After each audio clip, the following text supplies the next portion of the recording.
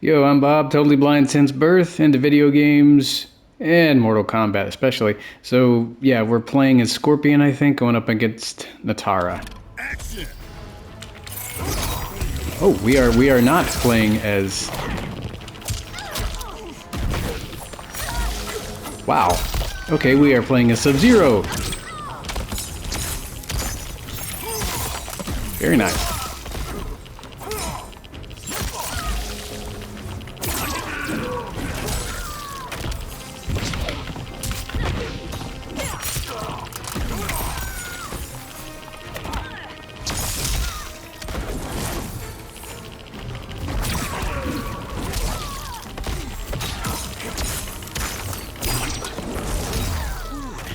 Think you've overcome me? Think again.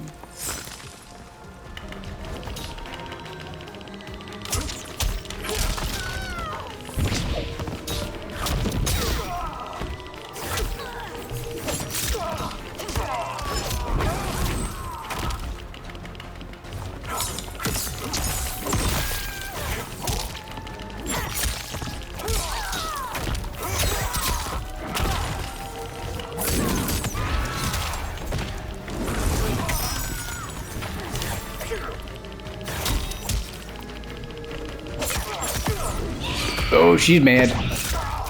Serena punches the victim airborne, then yanks them back with her tail to punch through their abdomen.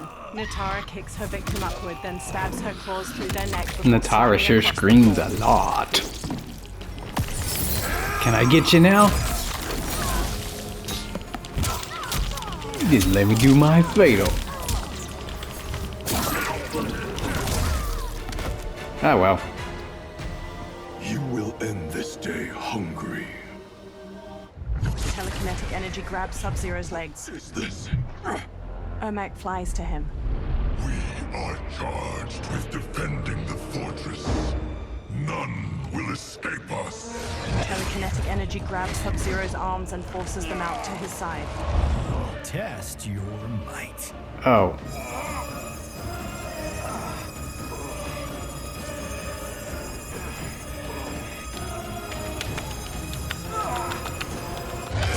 Sub-Zero launches an ice bolt at Ermac, knocking him out of the air to the ground.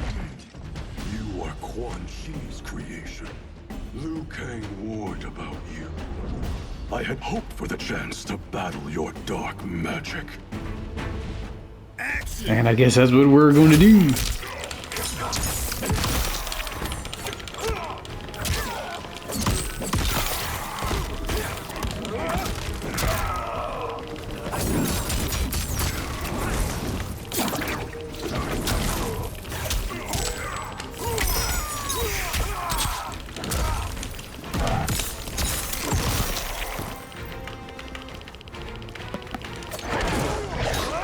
Whoops.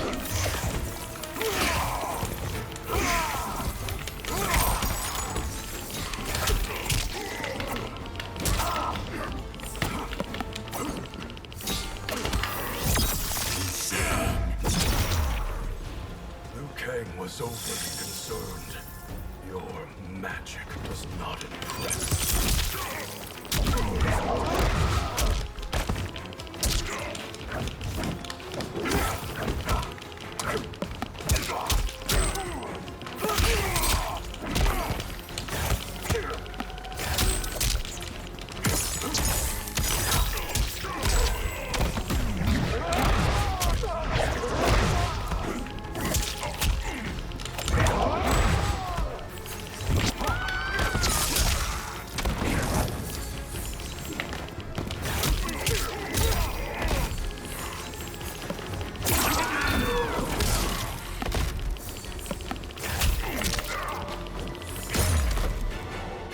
Sub-Zero eyes Ermac.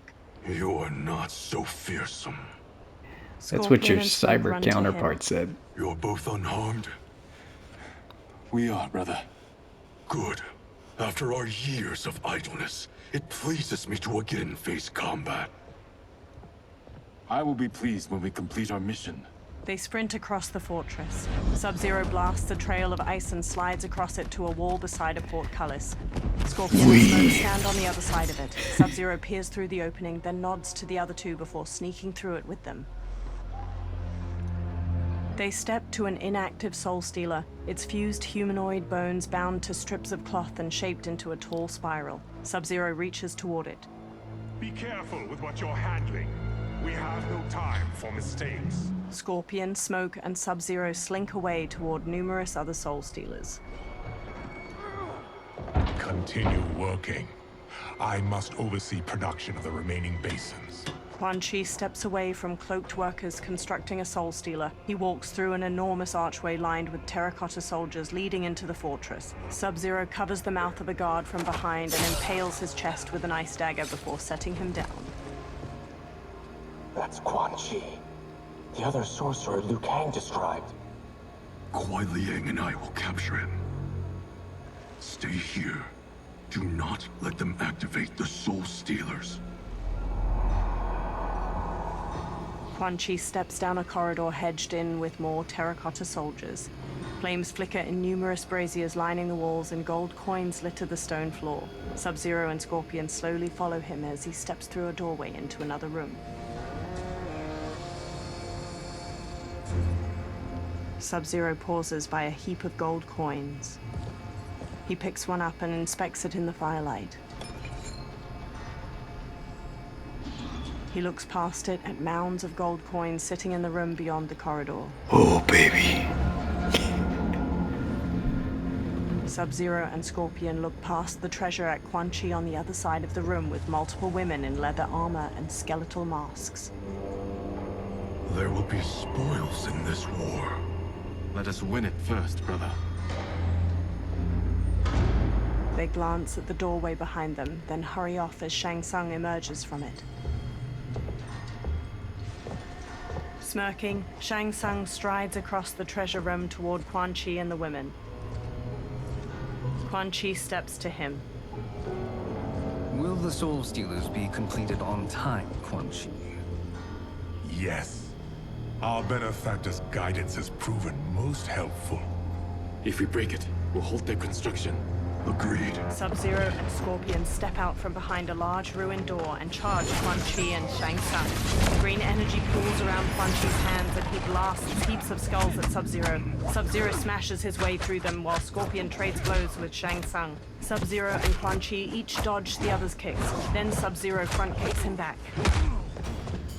Ah, the Lin Kuei. We have been expecting you. Were you told also to expect defeat? This ends no other way. Okay, let's go. It's alright, Quan Chi. You're alright.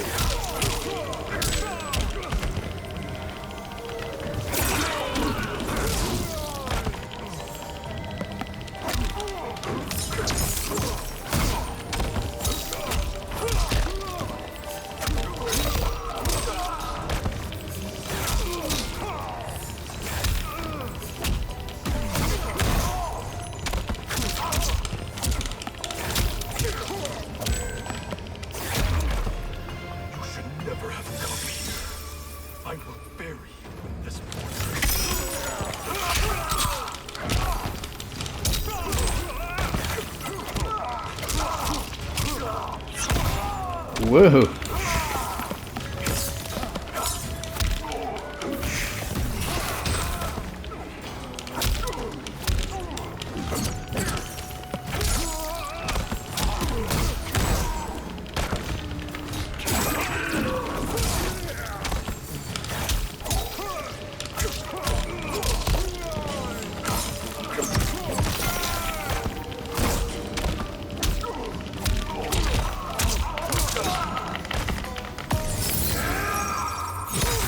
Attacker hits the victim's face with a hook, then twists their arm to break their shoulder. Sub-Zero slides on ice shards which stab up through his victim's abdomen and skull. He then chops down with an ice war hammer.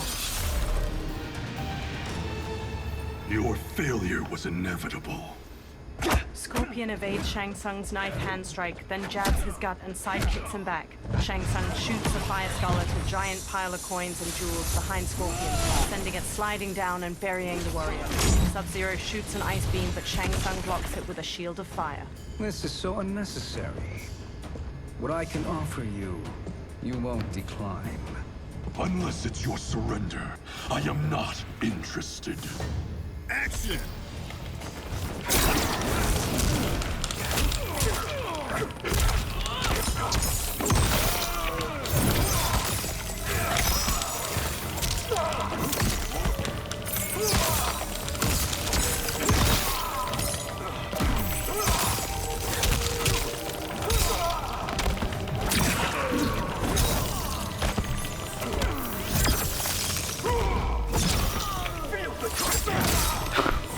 Don't gloat so soon, Sub-Zero. It is your choice. I can give you food, or I can take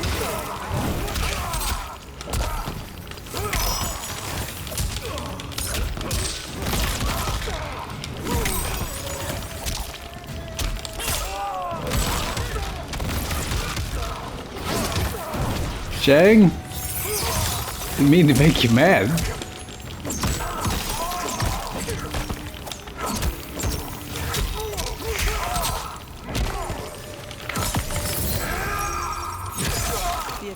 You want some fatal too? Then twist their arm to break their shoulder. Sub-Zero slides on ice shards which stab up through his victim's abdomen and skull. He then chops down with an ice war hammer. No break.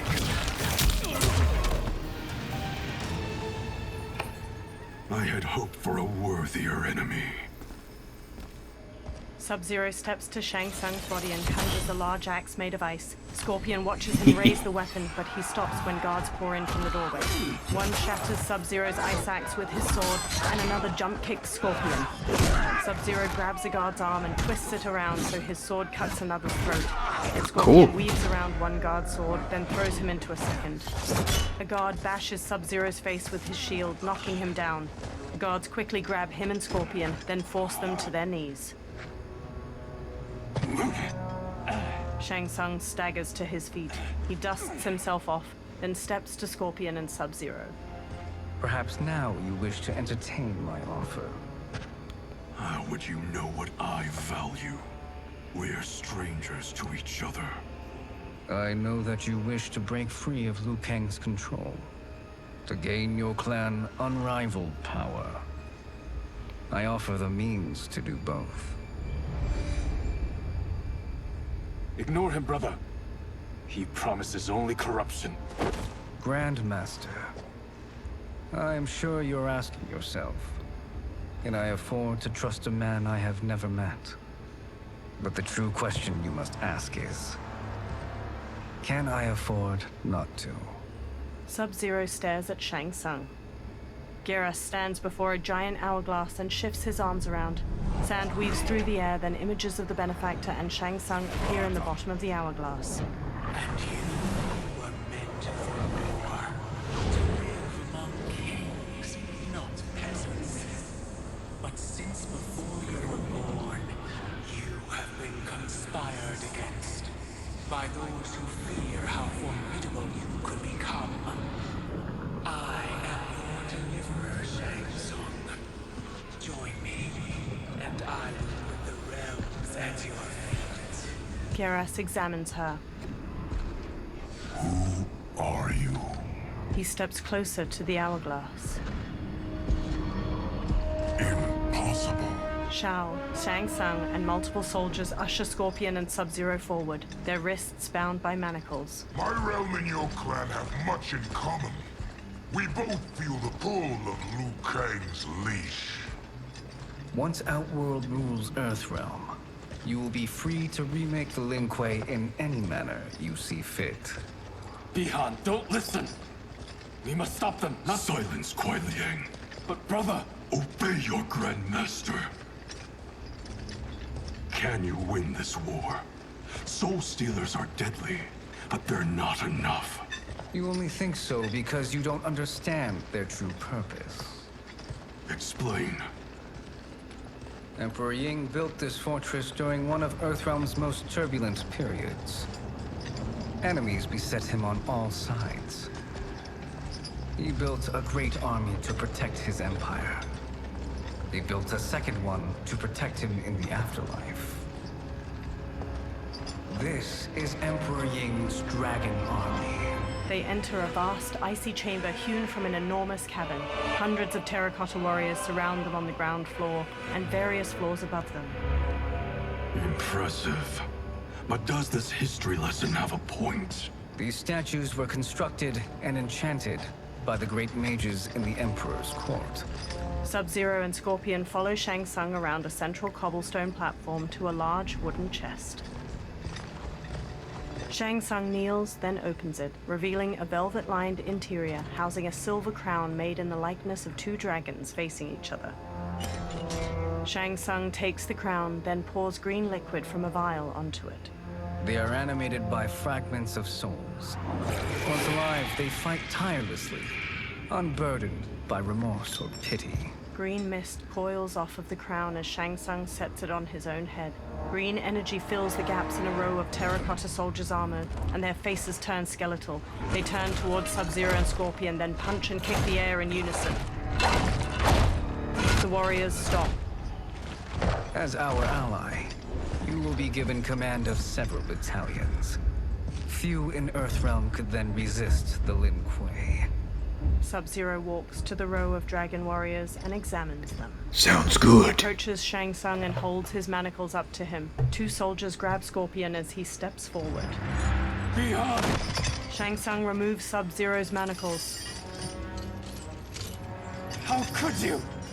Father would turn in his grave if he saw this! He was a doddering old fool. He did us a favor having that accident. And I was right to let him die. Let him die? You said you tried to save him! A lie. Because you couldn't and still can't face the truth. Father had doomed the Lin Kuei to mediocrity.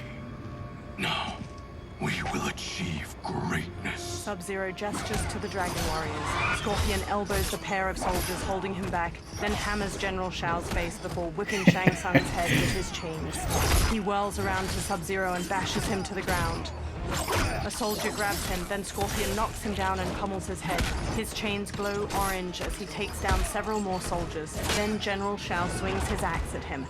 Scorpion ducks under the attack, then snatches the axe with his chains, tears it from General Shao's hand, and flings it away. He whips Shao's face with his chains, then Shao backhands him. Scorpion maneuvers behind Shao to wrap his chains around his throat, jump onto his back, and strangle him. General Shao throws him off, breaking the chains.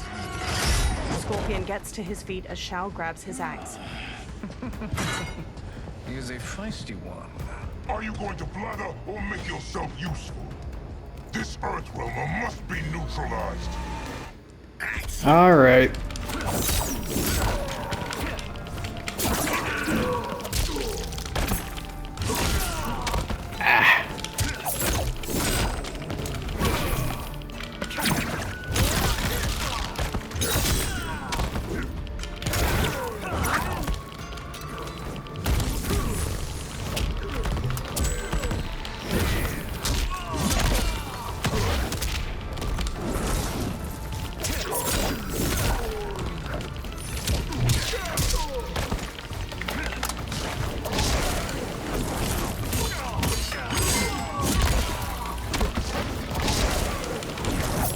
Who the heck is my cameo?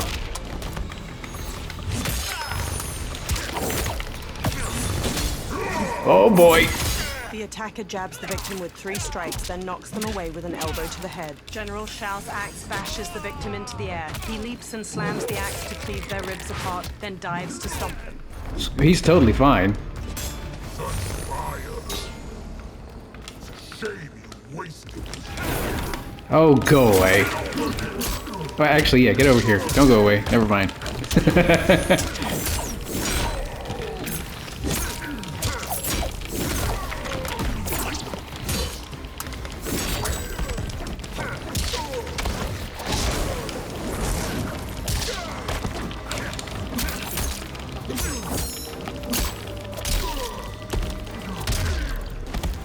You may corrupt Bihan, but you won't corrupt me.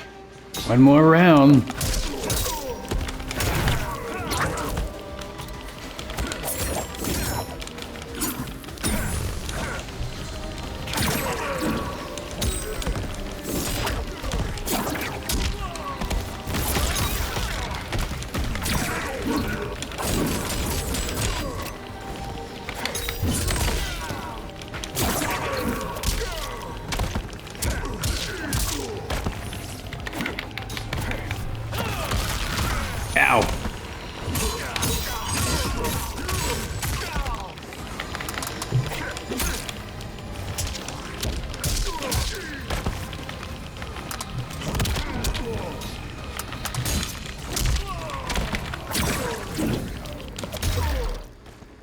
Whew.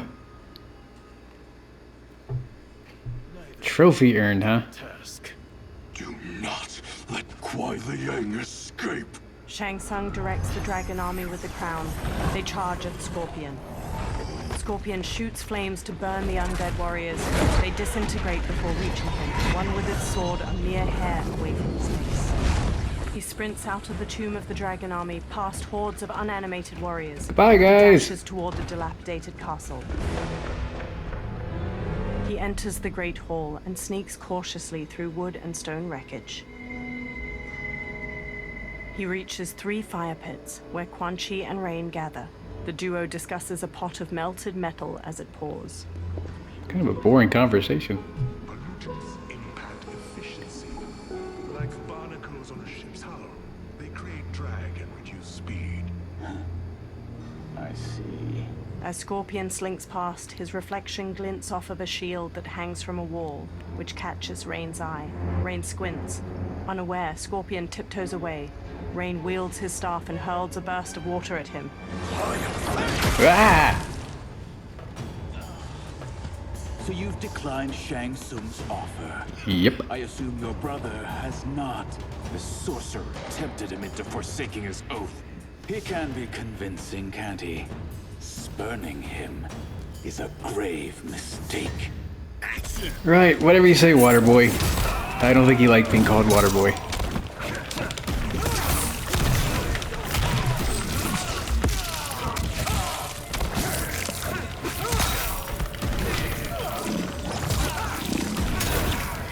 I really don't think he liked being called Waterboy at all.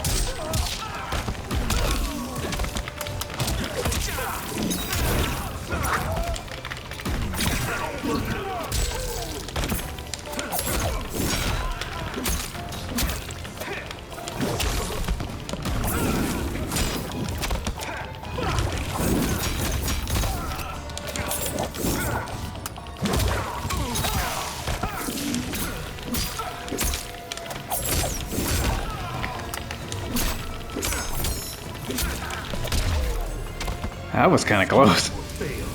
I'll see to it. Alright, let's go again.